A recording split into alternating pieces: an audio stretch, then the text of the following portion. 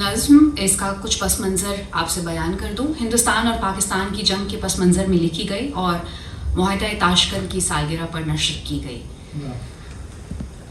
ساحر فرماتے ہیں خون اپنا ہو یا پرایا ہو, خون اپنا ہو یا پرایا ہو, نسل آدم کا خون ہے آخر.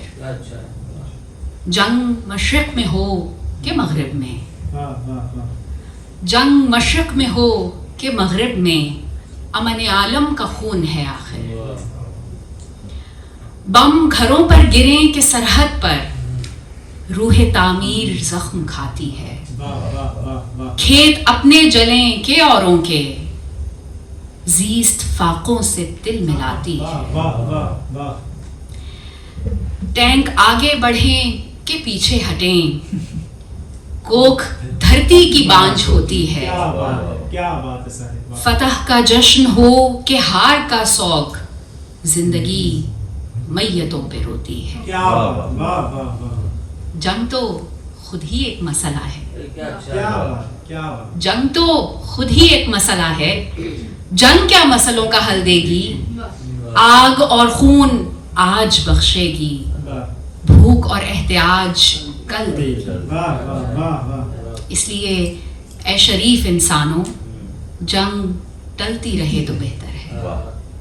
آپ اور ہم سبھی کے آنگن میں شمع جلتی رہے تو بہتر ہے. برتری کے ثبوت کی خاطر, برتری کے ثبوت کی خاطر خون بہانا ہی کیا ضروری ہے.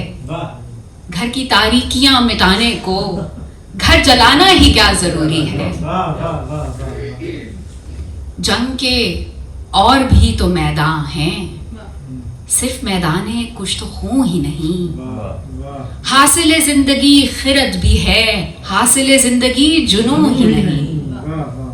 آؤ اس تیرا بخت دنیا میں فکر کی روشنی کو عام کریں. امن کو جن سے تقویت ملے ایسی جنگوں کا اہتمام کریں. جنگ وحشت سے بربریت سے, جنگ وحشت سے بربریت سے, امن تہذیب و ارتقاء کے لیے.